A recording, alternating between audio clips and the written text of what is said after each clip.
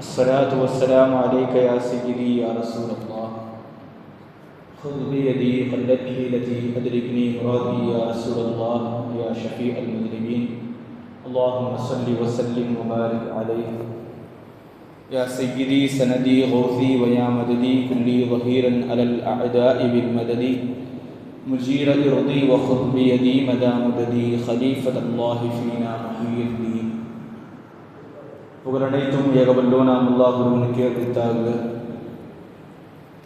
அவனின் சலாத்தும் சலாமும் ஈருலகத் தலைவர் நம் இதய வேந்தர் ஹாத்தமுல் அன்பியா முஹம்மது ரசூலுல்லாஹி ஸல்லல்லாஹு அலைஹி வஸல்லம் அன்னவர்கள் மீதும் அன்னவர்களின் சத்திய வழியை சற்றும் சருகாமல் பின்பற்றிய சத்திய சஹாபாக்கள், தாபியீன்கள், தபஅத் தாபியீன்கள், நல்லவர்கள், நாதாக்கள், ஷுஹதாக்கள், வலிமார்கள், குறிப்பாக ஜும்ஆவுடைய கடமையை நிறைவேற்றுவதற்காக வேண்டி முன்கூட்டிய வருகை தந்திருக்கும் நம் அனைவரின் மீதும் அல்லாஹ்வின் ஸலாத்தும் ஸலாமும் என்றென்றும் வந்து சேரட்டுமாக. ஆமீன். சங்கைக்குரியவர்களே,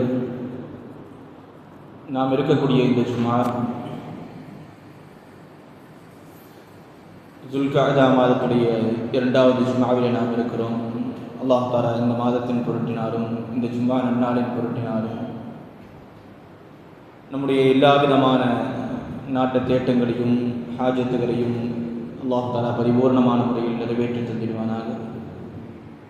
நமக்கு வரக்கூடிய எல்லா விதமான பலாய், முசீபத்துகள், ஆபத்துகள், விபத்துகள், நோய் நொடிகள், மருத்துவமனை செலவுகள் போன்ற எல்லா விதமான ஷர்றுகளை விட்டும், குறிப்பாக பொறாமைக்காரர்களுடைய பொறாமை பார்வைகளை விட்டும், அரசியல் சூழல்களில் நமக்கு வரக்கூடிய பாதிப்புகள் அனைத்தை விட்டும் அல்லாஹ் தஆலா நம்மையும் நம்முடைய சமூக மக்களையும் பாதுகாத்துவானாக. நம்முடைய எல்லா விதமான நல்ல அமல்களையும் அல்லாஹ் தஆலா கபூல் செய்வானாக. குறிப்பாக நாம் நம்முடைய வாழ்க்கைக்காக வேண்டி, நம்முடைய வாழ்வாதாரத்திற்காக வேண்டி செய்கிற உழைப்புகளில், நம்முடைய சம்பாத்தியங்களில் அல்லாஹ் தஆலா பரக்கத்தை ஏற்படுத்தி தந்திடுவானாக. சங்கைக்குரியவர்களே, இன்றைய தினம் மே 1 தொழிலாளர்கள் தினம், இன்டர்நேஷ்னல் ஒர்க்கர்ஸ் டே என்பதாக உலகம் முழுவதும் கொண்டாடப்படுகிறது. அதற்கான பின்னணி காரணங்களை நாம் பார்த்தோம் என்றால், நமக்கெல்லாம் தெரியும், அமெரிக்க நாட்டை பொறுத்தவரையில் இன்றளவிலும் முதலாளித்துவம் என்கிற கொள்கையை பின்பற்றக்கூடியது. அதாவது முதலாளிகள் தான் உயர்ந்தவர்கள், அவர்கள்தான் அதிக பயனை அடையக்கூடியவர்கள் என்ற ஒரு கொள்கையை பின்பற்றக்கூடிய நாடு அமெரிக்கா. இதே அமெரிக்காவில் சுமார் ஒரு 100 வருடத்திற்கு முன்னால் அந்த அமெரிக்காவில் இருக்கக்கூடிய தொழிற்சாலைகளில், தொழில்துறைகளில் பணியாளர்களாக, வேலை ஆட்களாக பணி செய்யக்கூடியவர்கள் கிட்டத்தட்ட 18-20 மணி நேரம் வேலை செய்வார்கள். ஆனால் அதற்கான ஊதியம் என்பது சரியாக வந்து சேராது. உழைத்தவர்களுக்கான ஊதியம் கிடைக்காததினால் நாம் இப்பொழுது சொல்லக்கூடிய கம்யூனிச சித்தாந்தத்தில் இருக்கக்கூடியவர்கள் இந்த நாளை, மே 1 முதலாளிகளை எதிர்த்து அவர்கள் கொடுக்கக்கூடிய சம்பளங்கள் போதவில்லை என்பதாக எதிர்ப்பு காட்ட வேண்டும், போராட வேண்டும் என்று போராட்டத்தை தொடங்கிய நாள் மே 1. இதைதான் இன்று வரையிலும் தொழிலாளர் தினம் என்பதாக கொண்டாடப்படுகிறது. இந்த தொழிலாளர் தினம் என்பதை பொறுத்தவரையில், அதாவது தொழிலாளர்கள் என்று நாம் நம்முடைய மார்க்கத்தோடு சம்பந்தப்படுத்தி பார்க்கும் பொழுது, மார்க்கத்தோடு இந்த தொழிலாளர்கள் என்பவர்கள் எவ்வளவு இணக்கமானவர்கள், இந்த மார்க்கம் தொழிலாளர்களுக்கு எவ்வளவு அந்தஸ்துகளை தருகிறது. நாம் சொல்வது 100 வருடத்திற்கு முன்னால் நடந்த போராட்டத்தை பற்றி நாம் பேசுகிறோம், உரிமைகளை பற்றி பேசுகிறோம். ஆனால் இவர்களுக்கான உரிமைகளை 1400 ஆண்டுகளுக்கு முன்னாலேயே இந்த உலகத்தில் நிலைநாட்டி சென்றவர்கள் கண்மணி முஹம்மது ரசூலுல்லாஹி ஸல்லல்லாஹு அலைஹி வஸல்லம். தொழிலாளர்களை எப்படி நடத்த வேண்டும், தொழிலாளர்கள் அவர்களுக்கான அந்தஸ்து என்ன என்பதை இந்த உலகத்திற்கு சொன்னவர்கள் பெருமானார் முஹம்மது ரசூலுல்லாஹி ஸல்லல்லாஹு அலைஹி வஸல்லம். அல்லாஹ் தஆலா குர்ஆனில் குறிப்பிடும் பொழுது தொழில் செய்வது என்பது மார்க்கத்தில் ஒரு அங்கம். ஒரு சின்ன ஒரு செய்தியை சொல்லிட்டு நான் ஆரம்பிக்கிறேன் விஷயத்தை. சாபித்துல் குனானி ரலியல்லாஹு தஆலா அவர்கள் சொல்லுகிறார்கள், இபாதத்துகள் என்பது, நாம் செய்யக்கூடிய வழக்க வழிபாடுகள் என்பது 10 பகுதிகளாக நாம் பிரித்து கொண்டால் அதில் 9 பங்கு மஈஷத்திற்காக வேண்டி, வாழ்வாதாரத்திற்காக வேண்டி நாம் உழைக்கிற உழைப்பில் 9% இபாதத் இருக்கு.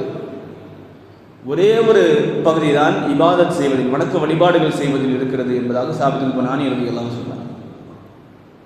அப்படியானால் நாம் உழைக்கிற உழைப்பு என்பது அதற்கான கூலியை இந்த உலகத்தில் மட்டும் நம்ம அடைகிறதில்லை, மறுமையிலும் நமக்கு கூலி இருக்கிறது, இறை நெருக்கம் இருக்கிறது என்பதை இந்த மார்க்கம் நமக்கு சொல்லுது. ஏன் அல்லாஹ் தஆலா குர்ஆனில் சொல்லும் பொழுது வஜஅல்னல் லைல லிபாஸா, உங்களுக்கு இரவை நாம் ஆடையாக ஆக்கினோம், அதாவது ஓய்வு எடுப்பதற்காக ஆக்கணும். வஜஅல்னன் நஹார மஆஷா, பகலை உங்களுடைய வாழ்வாதாரத்தை தேடிக்கொள்வதற்கு ஆக்கணும் என்று அல்லாஹ் தஆலா சொல்றார். சும்மா சாதாரணமாக சொல்லிட்டு போற விஷயம் கிடையாது. அல்லாஹ் தஆலா இதை ஆரம்பிக்கும் பொழுது அல்லாஹ் தஆலாவுடைய அத்தாட்சிகள் என்று பகலையும் இரவையும் அல்லாஹ் தஆலா சொல்லிட்டு இந்த விஷயத்தை சொல்றான். பகலை உங்களுக்கு எதுக்கு விடிய, அதாவது வெளிச்சமாக ஆக்கி வச்சிருக்கிறோம்னா உங்களுடைய வாழ்வாதாரத்தை தேடி போறதுக்கு ஆக்கி வச்சிருக்கிறோம். அப்படியானால் இந்த மார்க்கம் என்பது பொருளாதாரத்தை, குறிப்பாக வாழ்வாதாரத்தை தேடிக்கொள்வதை எந்த அளவுக்கு வலியுறுத்துகிறது. இஸ்லாத்தில் சில விஷயங்கள்ல வெறுக்கத்தக்க விஷயங்கள் என்று சில இருக்கு. அதில் ஒரு விஷயம் என்ன அப்படின்னா, அடுத்தவர்களிடத்தில் கையேந்துவதை மார்க்கம் இருக்குது. அடுத்தவர்களிடத்தில் நம்ம தேவையாகிறோம் இல்லையா, ஆகக்கூடாதுன்னு சொல்லட, ஆனால் வெறுக்கத்தக்க விஷயம். அதற்கு பகரமாக உழைத்து சம்பாதிக்கக்கூடியவர்களை இந்த மார்க்கம் சொல்லக்கூடிய வார்த்தைகள் என்ன, நாளை மறுமையில் உயர்ந்த அந்தஸ்தை பெறக்கூடியவர்கள் அவர்கள். ரசூலுல்லாஹி ஸல்லல்லாஹு அலைஹி வஸல்லம் அவர்கள் சொல்லுகிறார்கள், ஒரு மனிதர் சாப்பிடக்கூடிய உணவுகளிலேயே ஆக சிறந்த உணவு தன்னுடைய கரத்தால் உழைத்து அதில் வரக்கூடிய வருமானத்தில் சாப்பிடக்கூடிய உணவு என்று ரசூலுல்லாஹி ஸல்லல்லாஹு அலைஹி வஸல்லம் சொல்றார். அது மட்டும் இல்லை, இவர் சம்பாதிக்கக்கூடிய சம்பாத்தியம் என்பது எந்த அளவுக்கு இபாதத்தோடு நம்ம ஒப்பிட்டு பேசணும். ஒரு ஹதீஸில் வரக்கூடிய செய்தி, சையதுனா அபூபக்கர் சித்தீக் ரலியல்லாஹு தஆலா அன்ஹு, சையதுனா உமர் ரலியல்லாஹு தஆலா அன்ஹு போன்றவர்கள் எல்லாம் ரசூலுல்லாஹி ஸல்லல்லாஹு அலைஹி வஸல்லம் அவர்களோடு இருக்கும் பொழுது அந்த வழியாக ஒரு வாலிபர் செல்கிறார். திடகாத்திரமான வாலிபர். அவர் போறது எதுக்குன்னா தன்னுடைய வாழ்வாதாரத்தை தேடி, வேலையை தேடி போறார். வேலைக்கு போயிட்டு இருக்கிறார். அப்போ இங்க இருக்கிறவங்க என்ன பேசிக்கிறாங்க, இவர் தன்னுடைய வாழ்வாதாரத்தை தேடி போறதுல தன்னுடைய வாலிபத்தை செலவழிக்கிறார். இந்த வாலிபத்தை அல்லாஹ்வுடைய பாதையில் போர் செய்வதில் செலவழிச்சா இவருக்கு அதிக கூலி கிடைக்கும் சொல்றாங்க. இதை கேட்ட பெருமானார் முஹம்மது ரசூலுல்லாஹி ஸல்லல்லாஹு அலைஹி வஸல்லம் அவர்கள் சொல்லக்கூடிய அடுத்த வார்த்தை, யார் தன்னுடைய பெற்றோர்களை பாதுகாக்க வேண்டும் என்பதற்காக வேண்டி, இன்கான யஸ்ஆ அலா அபவைனி கபீரைனி லியுஈனஹுமா வஹுவ ஃபீ சபீலில்லாஹ், யார் தன்னுடைய பெற்றோர்களை, பெரிய வயசான பெற்றோர்களை பராமரிப்பதற்காக வேண்டி தன்னுடைய வாழ்வாதாரத்தை தேடி போகிறாரோ, காசு பணத்தை தேடி போகிறாரோ, எதுக்கு? பெற்றோர்களை பாதுகாக்கணுங்கிறதுக்காக. தன்னுடைய பெற்றோர்களுக்கு உணவளிப்பதற்காக வேண்டி, அவர்களை பராமரிப்பதற்காக வேண்டி யார் உழைக்கிறாரோ அவர் செய்கிற உழைப்பு என்பது ஃபீ சபீலில்லாஹ், அது அல்லாஹ்வுடைய பாதையில போர் செய்வதற்கு சமன்றார். அடுத்ததாக ரசூலுல்லாஹி ஸல்லல்லாஹு அலைஹி வஸல்லம் அவர்கள் சொல்லுகிறார்கள், வ இன் கான யஸ்ஆ அலா அவுலாதிஹி ஸிகார், அவருடைய குழந்தைகளுக்காக வேண்டி, அவர்களுடைய குழந்தைகளை பராமரிப்பதற்காக வேண்டி, வளர்ப்பதற்காக வேண்டி ஒருத்தர் வேலையை தேடி போய் உழைச்சு சம்பாதிச்சுட்டு வர்றார் அப்படின்னா அந்த சம்பாத்தியம், அந்த உழைப்பு என்பது அல்லாஹ்வுடைய பாதையில் போர் செய்வதற்கு சமம். அது மட்டும் இல்லை, மார்க்கம் எந்த அளவுக்கு சொல்லுகிறது, அடுத்து சொல்லுகிறார்கள் ரசூலுல்லாஹி ஸல்லல்லாஹு அலைஹி வஸல்லம், வ இன் கான யஸ்ஆ அலா நஃப்ஸிஹி லியஸ்தக்னா அனின் நாஸி வஹுவ ஃபீ சபீலில்லாஹ், நான் யார்ட்டையும் கையேந்திரக்கூடாதுங்கிறதுக்காக வேண்டி நான் உழைச்சேன் அப்படின்னா அதுவும் அல்லாஹ்வுடைய பாதையில் போர் செய்வதற்கு சமம் என்று ரசூலுல்லாஹி ஸல்லல்லாஹு அலைஹி வஸல்லம். எனக்கு நான் சம்பாதிக்கிறேன், நான் சாப்பிட்றதுக்கு நான் சம்பாதிக்கிறேன், ஆனால் அதுலேயும் அல்லாஹ் தஆலா என்ன கூலி வச்சிருக்கிறான். ஆக இவ்வளவு விஷயங்களை சொல்லி ரசூலுல்லாஹி ஸல்லல்லாஹு அலைஹி வஸல்லம் அவர்கள் வாழ்வாதாரத்தை தேடுவதை மேன்மைப்படுத்தி காட்டுகிறார்கள். அதே நேரத்தில் ரசூலுல்லாஹ் அடுத்து முடிக்கும் பொழுது ஒரு விஷயத்தை சொல்றாங்க, இன்கான யஸ்ஆ ரியாஅன் வ சும்அத்தன் வ ஹுவ ஃபீ சபீலிஷ் ஷைத்தான். யார் தன்னுடைய வாழ்வாதாரத்தை மக்களுக்கு மத்தியில் நான் பெரிய பணக்காரன், நான் அந்த அவ்வளோ அந்தஸ்தில் இருக்கிறேன், எனக்கு அவ்வளோ கார் இருக்கு, அவ்வளோ பங்களா இருக்குன்னு சொல்லி காட்டிக்கிறதுக்காக வேண்டி, பெருமை பேசுவதற்காக வேண்டி யார் சம்பாதிக்கிறாரோ அந்த சம்பாத்தியம் என்பது ஹுவ ஃபீ சபீலிஷ் ஷைத்தான்,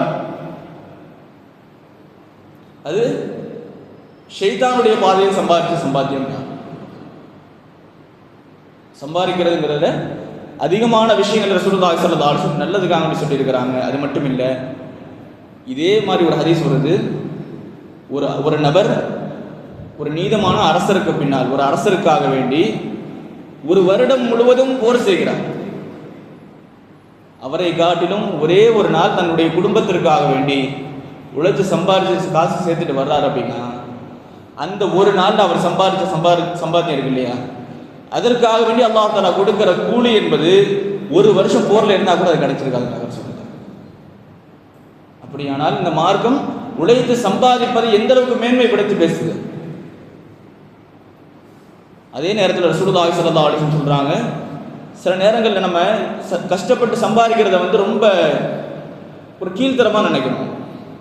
ஒரு சின்ன உதாரணம் சொல்றேன். ஒரு ஆள் ஏசியில் உட்காந்து வேலை பார்க்குறாருன்னா அவர் பெரிய ஆள், வெளியில் போய் விறகு வெட்டுறாரு, இல்லை மார்க்கெட்டில் இருக்கிறாரு, இல்லை ஆட்டோ ஓட்டுறாரு அப்படின்ற வார்த்தை இருந்தால் அந்த தொழிலை வச்சே நான் அவங்க தரம் தாழ்த்துற மாதிரி இருக்கும். ஆனால் அதாவது மற்றவங்க அதை செய்கிறாங்களோ இல்லையோ, யார் அந்த தொழிலில் இருக்காங்களோ அவங்களே தன்னை தாழ்த்திக்கிறாங்கன்னா, நான் சமீபத்தில் பேசின ஒரு ஆள் சொன்ன விஷயம், அது பொண்ணு பார்க்க போகிறேன், ஆட்டோக்காரருக்கு அவன் பொண்ணு தருவா அப்படின்னு கேட்குறாங்க. அதாவது தான் செய்கிற வேலையை தானே ஒரு இழிவாக பார்க்குற ஒரு விஷயம். ஆனால் ரசூலுல்லாஹி ஸல்லல்லாஹு அலைஹி வஸல்லம் அவர்கள் தொழிலாளர்களை எந்த அளவுக்கு மேன்மைப்படுத்தி சொல்கிறாங்க. ரசூலுல்லாஹ் நாளை மறுமையில் அவர்கள் வரும் பொழுது யாரோடு வருவாங்க? நபிமார்கள், சித்தீகீன்கள், ஷுஹதாக்களோடு வருவார்கள். அது மட்டுமில்லை, அவர்களுடைய முகங்கள் சந்திரனை விட பிரகாசமாக இருக்கும். அவர்களை பற்றி மற்றவர்கள் ஆச்சரியத்தோடு பேசுவாங்க. யாரு இந்த உலகத்தில் யார் கஷ்டப்பட்டு சம்பாதிக்கிறாங்க, உழைத்து சம்பாதிக்கக்கூடியவர்களை, ஹலாலான முறையில் சம்பாதித்து உண்ணக்கூடியவர்களை நாளை மறுமையில் அல்லாஹ் எப்படி இருக்கும். அது மட்டும் இல்லை, ரசூலுல்லாஹி ஸல்லல்லாஹு அலைஹி வஸல்லம் அவர்கள், அதாவது ஒரு ஆளுக்கு கீழே இப்போ பார்த்தீங்கன்னா 175% தொழிலாளர்கள் தான், முதலாளிகள் இருக்கிறவங்க 25% இருக்கலாம், அவ்வளோதான். ஒன்றும் இல்லை. அதாவது ஒரு கம்பெனியில் போய் வேலை செய்யணும் அப்படின்னா அப்போ நம்ம தொழில் தான் செய்யணும், அதுக்கு மேலே இருக்கிறவங்க தான் முதலாளி. அப்போ அந்த ரீதியில் நம்ம பார்க்கும் பொழுது இப்போ இருக்கிற 75% மக்கள் யார் தான்? தொழிலாளர்கள் தான். அந்த தொழிலாளர்களை பற்றி, அவர்களுக்கான ஹக்கை பற்றி மார்க்கம் சொல்லக்கூடிய விஷயம், முதல் விஷயம் அவர்களுடைய உழைப்புக்கு ஏற்றவாறு ஊதியம் கொடுக்கணும். ரசூலுல்லாஹி ஸல்லல்லாஹு அலைஹி வஸல்லம் அவர்கள் தன்னுடைய சஹாபாக்களை எப்படி வளர்த்தெடுத்திருக்கிறாங்க. சஹாபாக்களுடைய வாழ்க்கையும் சரி, ரசூலுல்லாஹி ஸல்லல்லாஹு அலைஹி வஸல்லம் வாழ்க்கையும் சரி, தனக்கு கீழே இருக்கக்கூடிய தொழிலாளர்களிடத்தில் எப்படி நடந்து கொள்ளணும் அப்படிங்கிறதுக்கு ஒரு உதாரணம். அபூபக்கர் சித்தீக் ரலியல்லாஹு தஆலா அவர்கள் ஹலீஃபாவாக வரும் பொழுது, அதாவது தொழிலாளர்களுடைய சம்பளம் ரொம்ப கம்மியாக இருக்குது அப்படிங்கிற விஷயம் இப்போ மட்டும் கிடையாது, அவங்களுடைய காலத்தில், அபூபக்கர் சித்தீக் ரலியல்லாஹு காலத்திலே இருந்திருக்கு. அதுக்கு அவங்க எடுத்த முயற்சி என்ன தெரியுமா? அபூபக்கர் சித்தீக் ரலியல்லாஹு தஆலா ஹலீஃபாவான அடுத்த நாள் பேரிச்சம்பளம் கூட எங்கே போகிறாங்க? சந்தைக்கு போகிறாங்க. சந்தைக்கு போகிறது மட்டுமல்ல, அங்கே போய் வியாபாரம் பண்ண போகிறாங்க. இதை பார்த்துட்டு இருந்தவங்க உமர் ரலியல்லாஹு தஆலா போன்றவர்கள் எல்லாம் ஒன்று சேர்ந்து, நம்முடைய ஹலீஃபா போய் வேலை செய்யலாம். இப்பயும் பல இடங்கள்ல இருக்குது. ஒரு இமாம் எங்கேயாச்சும் வேலைக்கு போயிட்டாங்க அப்படின்னா இமாம் எப்படி வேலை செய்யலான்னு இருப்பாங்க. இதே ஒரு சிந்தனை அங்கே இருந்தது. உமர் ரலியல்லாஹு சொன்னாங்க, நம்முடைய ஹலீஃபா அவங்க போய் கடையில் வேலை செய்கிறதா? அதுக்கு நம்ம என்ன பண்ணணும்? அவங்க அங்கே போக விடாமல் அவங்களுக்கு என்ன தேவையோ அதை நம்ம கொடுக்கலாம். என்ன பண்ணலாம் அப்படின்னு ஒரு மஷூரா நடக்குது. அப்படி மஷூரா நடக்கும் பொழுது அந்த இடத்துல அபூபக்கர் சித்தீக் ரலியல்லாஹு அன்ஹு கூப்பிட்டு வச்சு பேசுகிறாங்க, நீங்கள் எங்கேயும் வேலைக்கு போக வேணாம், நாங்கள் பைத்துல் மால்லேருந்து ஒரு தொகையை உங்களுக்கு கொடுத்துடுறோம். அதை வச்சு நீங்கள் உங்களுடைய வாழ்க்கையை பாருங்கள். அப்படி பேசிகிட்டே இருக்கும்போது ஒரு சஹாபி கேட்குறாங்க, எவ்வளோ கொடுக்குறது உங்களுக்கு எவ்வளோ தேவை இருக்குன்னு கேட்குறாங்க. எவ்வளோ தேவை இருக்குன்னு கேட்கும் பொழுது அபூபக்கர் சித்தீக் ரலியல்லாஹு அன்ஹு சொல்கிற வார்த்தை, உங்கள் வீட்டில் வேலை செய்கிறாங்க இல்லையா, வேலை செய்கிறவங்களுக்கு எவ்வளோ சம்பளம் கொடுப்பீங்களோ அந்த சம்பளம் எனக்கு போதுங்க. இது அடுத்த கேள்வி வருது, ஒருவேளை அந்த சம்பளம் பத்தலைன்னு என்ன பண்ணுறது? வேலை செய்கிறவங்களுக்கு கொடுக்குற சம்பளத்தை உங்களுக்கு கொடுக்குறோம், ஆனால் அது உங்களுக்கு பத்தலைனா என்ன கேள்வி வருது? பத்தலைனா ஏற்கனவே பத்தலைங்கிறது தெரியுது, அப்படி உங்களுக்கும் பத்தாமல் போச்சுன்னா என்ன பண்ணுறது அப்படின்னு கேட்கும்பொழுது அடுத்த வார்த்தையை அபூபக்கர் சித்தீக் ரலியல்லாஹு அன்ஹு சொல்கிறாங்க, நான் ஒரு கட்டளையை கொண்டு வருவேன். என்னென்னா, உங்கள் வீட்டில் வேலை செய்கிற ஆட்களுக்கு குறைஞ்சபட்ச சம்பளம், இப்பயும் சில நாடுகளில் இருக்குது, சிங்கப்பூர் போன்ற நாடுகளில் வேலை செய்கிறவங்களுக்கு குறைஞ்சபட்ச சம்பளம் நியமனம் இருக்குது. அது கீழே என்னது சம்பளம் வாங்கினா கேஸ் போடலாம். இந்த ஒரு நடைமுறையை செய்த அபூபக்கர் சித்தீக் ரலியல்லாஹு அன்ஹு சொல்கிறாங்க, உங்களுடைய வீட்டில் வேலை செய்கிறவங்களுக்கு சம்பளத்தை உயர்த்தி கொடுங்க, அதே சம்பளத்தை எனக்கு கொடுங்க. அது மட்டும் இல்லை, அதுக்கடுத்த விஷயம், ரெண்டாவது விஷயம், ஃபஸ்ட்டு விஷயம் சம்பளத்தை உயர்த்தி கொடுக்கணும். அவங்களுடைய உழைப்புக்கு ஏற்றவாறு கூலி. ஏன் இந்த மேதிரத்துக்காக வேண்டி போராடினவங்க எதுக்கு போராடினாங்க? உழைப்புக்கு ஏற்ற கூலி கிடையாதுங்கிறதுனால. இரண்டாவது விஷயம், மார்க்கம் சொல்லக்கூடிய விஷயம், ரசூலுல்லாஹி ஸல்லல்லாஹு அலைஹி வஸல்லம் சொல்கிறாங்க, உழைப்பவர்களுடைய வியர்வை காய்வதற்கு முன்னால் ஊதியத்தை அவங்களுக்கு கொடுக்க முடியும். இப்பயும் நம்மள்ட்ட ஒரு வழக்கம் இருக்கும், ஒரு 10 நாளைக்கு வேலைக்கு வர்றாங்க அப்படின்னா ஒரு நாளைக்கு 1000 ரூபா சம்பளம்னு வச்சுக்கோங்க, 700 ரூபா கொடுப்பாங்க, 300 ரூபா பிடிச்சி வச்சுக்குவாங்க. அடுத்த நாள் வேலைக்கு வந்தால் அடுத்த 1000 ரூபா கொடுக்குறது, அதிலே 300 ரூபா பிடிச்சி. இது கேட்டால் என்ன சொல்கிறாங்க? அடுத்த நாள் வேலைக்கு வர மாட்டாங்க அப்படின்னு. இதே ஒரு கேள்வி, இன்றைக்கி ஒரு நாள் வேலைக்கு வராது, அடுத்த நாள் வந்து அவருக்கு உடம்பு சரியாமல் போச்சு, அந்த 300 ரூபா இருந்தால் அவருக்கு மருத்துவம் பார்த்துருப்பார். இதுதான் ரசூலுல்லாஹி ஸல்லல்லாஹு அலைஹி வஸல்லம் சொல்லக்கூடிய வார்த்தை, உங்களுடைய வேலையாட்கள் அவர்களுடைய வியர்வை துளி காய்வதற்கு முன்னால் அவருடைய சம்பளத்தை கொடுத்து கொடுக்கும். அடுத்து மூணாவது விஷயம், அவர்களுக்கான உணவு இருக்கு இல்லையா, உணவு உடைகள்னா ரசூலுல்லாஹி ஸல்லல்லாஹு அலைஹி வஸல்லம் அவர்கள் சொல்கிறார்கள், ஒரு சஹாபி வந்து ரசூலுல்லாஹ்ட்ட கேட்குறாங்க, யார் ரசூலுல்லாஹ், எங்களின் மீது எங்களுடைய பணியாளர்களுக்கான ஹக்கு என்ன, நாங்கள் எங்கள்கிட்ட வேலை செய்கிறவங்களுக்கு என்ன கொடுக்கணும், என்ன ஹக்கு இருக்குது அப்படின்னு கேட்கும் பொழுது ரசூலுல்லாஹி ஸல்லல்லாஹு அலைஹி வஸல்லம் அவர்கள் சொல்கிறார்கள், நீங்கள் உண்ணுவதை அவர்களுக்கு உண்ண கொடுங்க, நீங்கள் உடுத்துவதை அவர்களுக்கு உடுத்த கொடுங்க. யார் முதலாளி என்ன போடுறாரோ அதே தொழிலாளி போடணும், முதலாளி என்ன சாப்பிட்றாரோ அதே சாப்பாடு தொழிலாளிக்கு இருக்கணும்னாங்க ரசூலுல்லாஹ். ஆனால் இப்போ இருக்கிற நிலைமை, முதலாளி நினைக்கிற வாழ்க்கை வேற, வாழ்கிற வாழ்க்கை வேற, தொழிலாளி வாழ்கிற வாழ்க்கை வேற.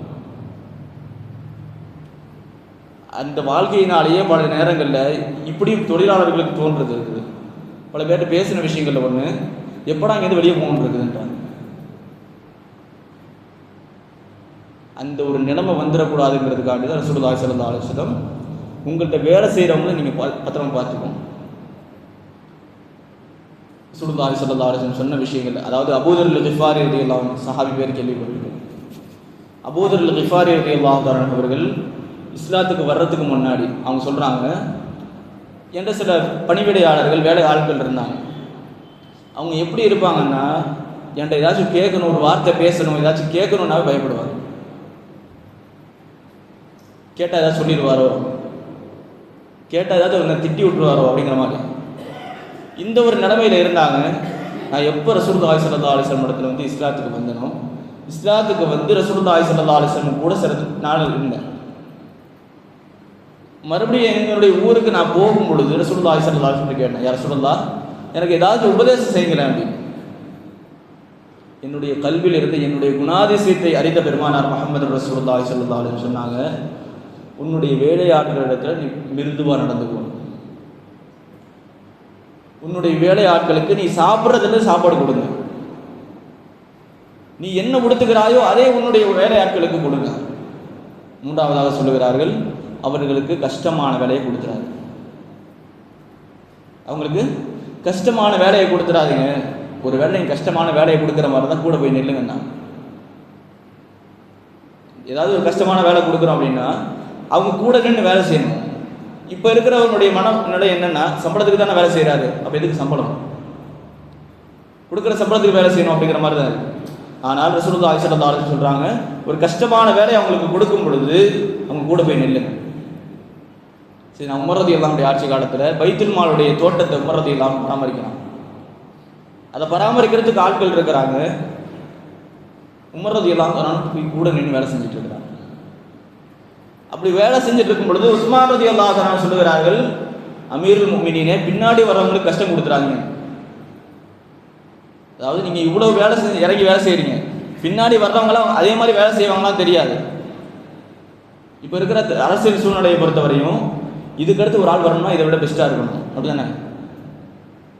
இல்லது இப்போ இருக்கிற மாதிரி இந்த லெவலாச்சும் கண்டினியூ ஆகணும், இதை விட குறைஞ்சு போனால் அதுக்கப்புறம் மக்களுடைய அதிருப்தி வரும். அப்போ உஸ்மான் ரலியல்லாஹு சொல்கிறாங்க, அமீருல் முஃமினீன் அவர்களே, நீங்கள் வேலை செய்கிறீங்க, நீங்கள் கடுமையாக உழைக்கிறத பார்த்தா பின்னாடி வர்றவங்களுக்கு கஷ்டமாயிரும்னு சொல்லும் பொழுது உமர் ரலியல்லாஹு சொன்ன வார்த்தை, கூட வேலை செஞ்சுட்டு இருந்தவர் யாருன்னா வயசானவங்க. இன்றைக்கி எத்தனை கடையில் நம்ம உழைச்சி சம்பாதிக்கணுங்கிறதுக்காக வேண்டி வயசானவங்க வேலை செஞ்சுட்டு இருக்கிறாங்க. வயசானவங்க வேலை செஞ்சுட்டு இருக்கும் பொழுது உமர் ரலியல்லாஹு சொல்கிறாங்க, இவரை பார்க்கும் பொழுது என்னுடைய தந்தை ஞாபகம் வருது. நான் ஒன்றும் பெரிய பணக்கார குடும்பத்திலேருந்து வந்தவன் கிடையாது, என்னுடைய தந்தை ஒட்டகம் மேய்ச்சி என்னை வளர்த்தாங்க. இவரை பார்க்கும் பொழுது என்னுடைய தந்தையுடைய ஞாபகம் வருது. அது மட்டும் இல்லை, யார்ட்டையாச்சும் கடுமையான வேலையை சொல்லும் பொழுது கூட நின்று செய்யுங்க என்று சொன்னாங்க. அதுக்காண்டி தான் நான் செஞ்சுட்டு இருக்கிறேன்னு சொல்லி உமர் ரலியல்லாஹு பேசினாங்க.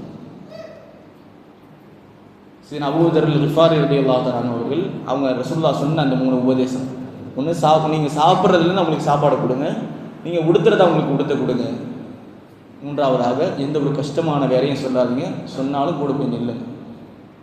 இதை கேட்டுட்டு போன அபூதர் கிஃபாரி ரலியல்லாஹு தஆலா அவர்கள் ஊருக்கு போனவொடனே அவங்களுடைய பணியாளர்கள்ட்ட சொல்கிறாங்க, சாப்பாடாக்க சொல்கிறாங்க. சாப்பாடாக்க சொல்லும் பொழுது அவங்கள்ட்ட கூட இருந்தவங்க எல்லாத்துக்கும் சேர்த்து தான் சாப்பாடு ஆக்குறது.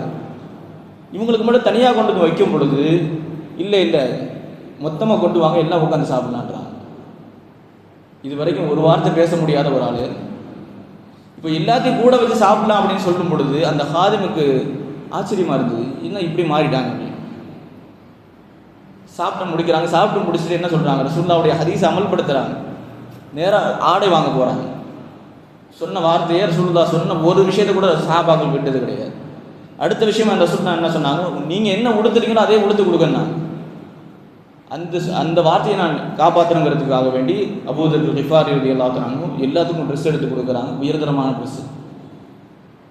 இப்போ இதை பார்த்துட்டு இருந்த அந்த ஹாதிம் போய் கேட்குறாங்க, என்ன ஆச்சு உங்கள்கிட்ட பேசவே முடியாது, உங்களுடைய குணத்தில் மாற்றம் தெரியுது அப்படின்னு சொல்லி கேட்கும் பொழுது அவர்கள் சொன்ன வார்த்தை, என்னுடைய ஹபீப் முஹம்மது ரசூலுல்லாஹி ஸல்லல்லாஹு அலைஹி வஸல்லம் அவர்கள் உங்களிடத்தில் இப்படி தான் நடந்துக்க சொன்னாங்க, இதுதான் நான் பண்ணுறேன் அப்படின்னு.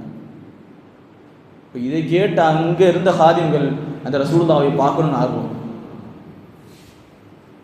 இதுதான் தொழிலாளர்களுக்காக வேண்டி ரசூலுல்லாஹி ஸல்லல்லாஹு அலைஹி வஸல்லம் அவர்கள் ஏற்படுத்தி கொடுத்த உரிமைகள். ரசூலுல்லாஹி ஸல்லல்லாஹு அலைஹி வஸல்லம் அவர்கள் தன்னுடைய ஹாதிம்களுக்கு எந்த அளவுக்கு, அதாவது நம்மள்ட்ட ஒரு ஆள் வேலை செய்கிறாங்க அப்படின்னா அவங்கள்ட்ட எந்த அளவுக்கு நம்ம அந்யோன்யமாக இருக்கணும், அவங்களிடத்துல எவ்வளவு பண்போடு நம்ம நடந்துக்கணும் அப்படிங்கிறதுக்கு ஒரு சின்ன உதாரணம். நம்ம ஆரம்பத்தில் சொன்னோம் இல்லையா, இப்போ இருக்கிற சூழ்நிலைகளில் எப்படா இவனை விட்டு ஓடுவோம் அப்படின்ட்டு இருக்கிறாங்க. இது வேலையாட்களுக்கு சொல்கிற விஷயம். இதுக்கு முன்னாடி உள்ள காலங்களில் அடிமைத்தனம். ஒரு ஆள் அடிமையாக இருந்தாருன்னா எப்படா விடுதலாகி போவோம்னு இருப்பாங்க. அப்படி இருந்த காலத்தில் ஸெய்து பின் ஹாரிஸா ரலியல்லாஹு தஆலா யார் ரசூலுல்லாஹி ஸல்லல்லாஹு அலைஹி வஸல்லம் வளர்ப்பு மகனார். வளர்ப்பு மகனார்னா பின்னாடி வளர்ப்பு மகனாராக ஆக்கிட்டாங்க ரசூலுல்லாஹ். ஆனால் அதுக்கு முன்னாடி ஹதீஜா ரலியல்லாஹு தஆலா அவர்களால் வாங்கப்பட்டு ஹிதுமத்துக்காக வேண்டி ரசூலுல்லாஹ் கொடுக்கப்பட்டிருந்தாங்க. எப்போ வளர்ப்பு மகனாக தேர்ந்தெடுத்தாங்க அப்படிங்கிறது நமக்கு தெரியும். அவருடைய தந்தையும் அவங்களுடைய சச்சாவும் ஸெய்த் ரலியல்லாஹு அன்ஹு பார்த்து ரசூலுல்லாஹ்ட்ட பேசி அவங்கள வாங்கிட்டு போனான்னு வர்றாங்க. அப்படி வாங்கிட்டு போகலான்னு வரும் பொழுது அந்த நேரத்தில் ரசூலுல்லாஹி ஸல்லல்லாஹு அலைஹி வஸல்லம் அவர்கள் ஸெய்த் ரலியல்லாஹு அன்ஹு கூப்பிட்டு உங்களை கூட்டிகிட்டு போகணும்னு நினைக்கிறாங்க அப்படின்னு சொல்லும் பொழுது ஸெய்த் ரலியல்லாஹு தஆலா ரசூலுல்லாஹ்வுடைய கரத்தை பிடிச்சிட்டு அந்த இடத்துல நாங்கள் வரமாட்டேன். அதாவது ஒரு பிள்ளை என்னுடைய பெற்றோர்கள் நாடி போகுமா இல்லை அடிமைத்தனத்தை விரும்புமா? அப்போ ஒரு ஆளை, அதாவது ஒரு அடிமையாக இருந்தவர் நான் அடிமையாகவே இருக்கணும்னு விருப்பப்படுறேன், அதாவது வேலையாளர் இருந்தாலும் நான் இவர்கிட்டயே வேலை செய்கிறேன்னு விருப்பப்படுறாரு அப்படின்னா அந்த முதலாளி எப்படி இருக்கணும்? அப்போ ரசூலுல்லாஹ் அவங்கள எப்படி நடத்திருப்பாங்க? அதற்கு பிறகுதான் ரசூலுல்லாஹி ஸல்லல்லாஹு அலைஹி வஸல்லம் அவர்கள் ஸையத் ரலியல்லாஹு கூட்டிகிட்டு போய் கஅபாவுக்கு முன்னாடி வச்சு ஏறான் பண்ணுறாங்க. இவர் என்னுடைய மகன். அதுக்கு முன்னாடி அடிமையாக இருந்தவங்க. ஒரு அடிமையை தன்னோடு சேர்த்து தன்னை விட்டு பிரியாத அளவிற்கு ஒரு பக்குவத்தோடு ஒரு பண்போடு ரசூலுல்லாஹி ஸல்லல்லாஹு அலைஹி வஸல்லம் வளர்த்தாங்க அப்படின்னா தன்னுடைய பணியாளர்களுக்கு ரசூலுல்லாஹி ஸல்லல்லாஹு அலைஹி வஸல்லம் அவர்கள் கொடுத்த முக்கியத்துவம் என்ன? ஏன் ஒரே சின்ன ஒரு செய்தி, ரசூலுல்லாஹி ஸல்லல்லாஹு அலைஹி வஸல்லம் அவர்களுக்கு ஒரு ஹிதமத் செய்கிற ஒரு ஆள் இருந்தாங்க, ஒரு சஹாபி இருந்தாங்க. அவங்க யாருன்னா உது செய்கிறதுக்கு மட்டும் தண்ணி எடுத்து கொடுக்குற வேலை. அவங்களுக்கு பெருசாக அவங்களுக்கு வேலை கிடையாது. அவங்க தன்னை பற்றி சொல்லும் பொழுது சொல்கிறாங்க, எனக்கு அழகு கிடையாது, எந்த ஒரு திறமையும், அதாவது வேலை செய்கிற ஒரு லாய்க்கு அப்படின்றாங்களே அது கூட கிடையாது எனக்கு. நான் செய்கிற ஒரே வேலை என்ன அப்படின்னா ரசூலுல்லாஹி ஸல்லல்லாஹு அலைஹி வஸல்லம் அவர்களுக்கு உது செய்கிறதுக்கு தண்ணி எடுத்து கொடுப்பேன். அவ்வளோ. அந்த சஹாபியுடைய பேர் ரபீ இப்னு கஅப் ரலியல்லாஹு தஆலா அவர்கள். ரசூலுல்லாஹி ஸல்லல்லாஹு அலைஹி வஸல்லம் இடத்துல எப்போ வந்தாலும் தண்ணி எடுத்து கொடுக்குற வேலை. அப்படி செஞ்சுட்டு இருக்கும் பொழுது ரசூலுல்லாஹி ஸல்லல்லாஹு அலைஹி வஸல்லம் ஒரு நாள் கேட்குறாங்க, நீங்கள் நிக்கா முடிச்சு கூடாதா?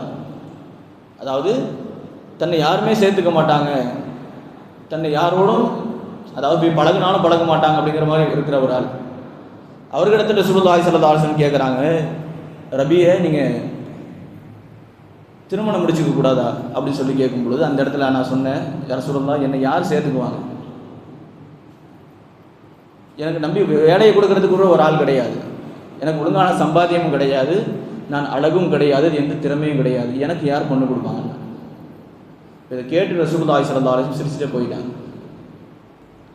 அதே மாதிரி 2வது நாள் தண்ணி எடுத்து கொடுக்க வரும்பொழுது மறுபடியும் ரசூலுல்லாஹி ஸல்லல்லாஹு அலைஹி வஸல்லம் கேட்குறாங்க, ரபியாவே நீங்கள் திருமணம் முடிச்சுக்க கூடாதா?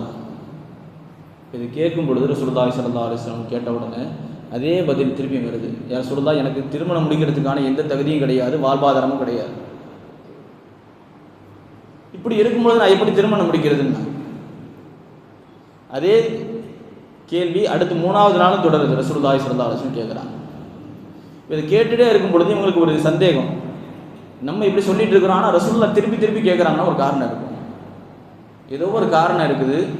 ஒருவேளை அடுத்த வாட்டி கேட்டால் ரசூலுல்லாஹ் உங்களுடைய விருப்பம் என்னவோ அதுன்னு சொல்லிடணும், நீங்கள் என்ன விருப்பப்படுறீங்களோ அதே நீங்கள் செய்யுங்க, என்னுடைய பொறுப்பை உங்கள்கிட்ட ஒப்படைக்கிறேன்னு சொல்லி நான் சொல்லிடணும்னு இருந்தேன்.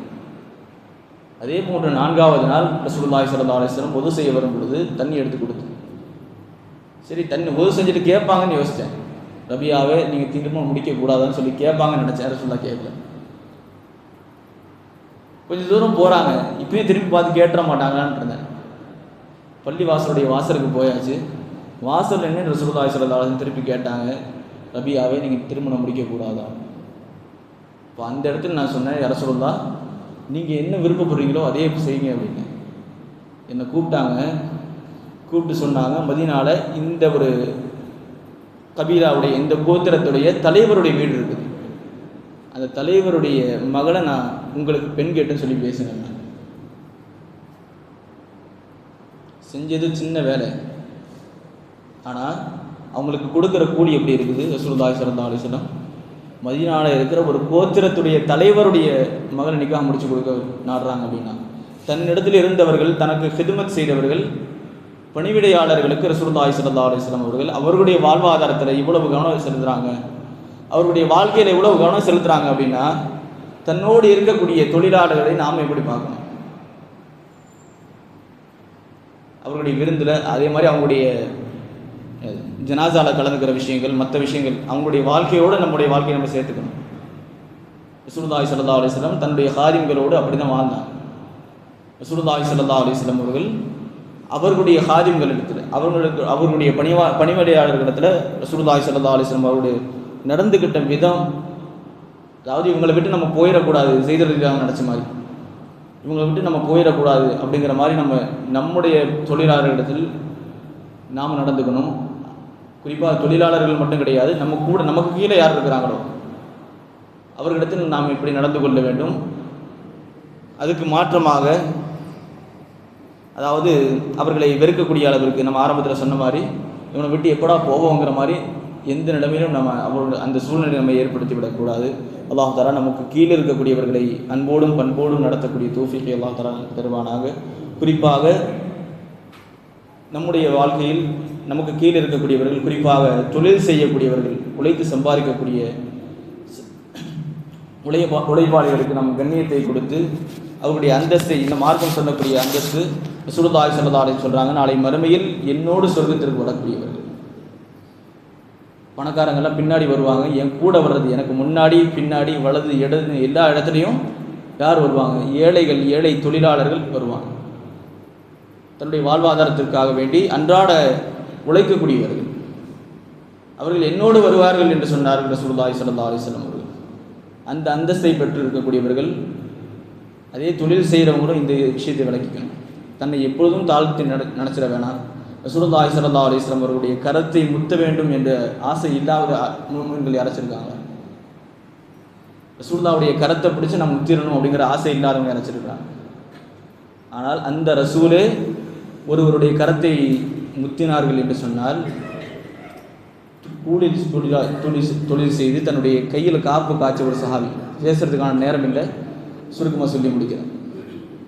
கை காப்பு காய்ச்சி, அதாவது வேலை செஞ்சு உழைச்சி கை காப்பு காய்ச்சிருக்குது, அந்த சஹாபியுடைய கையை ரசூலுல்லாஹ் முத்துறாங்க அப்படின்னா, ரசூலுல்லாஹ் அவங்களோட கண்ணியப்படுத்தின விதம் ரசூலுல்லாஹ் கண்ணியப்படுத்திட்டாங்க அப்படின்னா, அதே நேரத்தில் அல்லாஹும் அவர்களை கண்ணியப்படுத்துகிறார்.